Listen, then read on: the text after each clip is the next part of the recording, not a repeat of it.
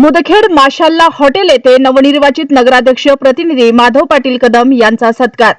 शहरातील बागबान गल्ली येथील सुप्रसिद्ध हॉटेल माशाल्ला येथे नवनिर्वाचित नगराध्यक्ष प्रतिनिधी माधव पाटील कदम, नगरसेवक श्याम अण्णा चंद्र, इम्रान सेठ मच्छीवाले, उपेंद्र देवदे, सलाम सर, इक्बाल कुरेशी यांचा माशाल्ला हॉटेलचे सर्वेसर्वा मोहम्मद फेरोज व मोहम्मद इब्राहिम यांच्या वतीने फटाक्यांची आतिषबाजी करत ढोल ताशांच्या गजरात भव्य स्वागत सत्कार करण्यात आला। नवनिर्वाचित नगराध्यक्ष माधव पाटील कदम प्रतिनिधींनी शहराच्या विकासासाठी कटिबद्ध राहण्याची ग्वाही दिली। या सत्कार समारंभाला प्रभागातील माजी नगरसेवक, शहरातील प्रतिष्ठित नागरिक आणि युवा कार्यकर्त्यांची मोठ्या संख्येने उपस्थिती होती।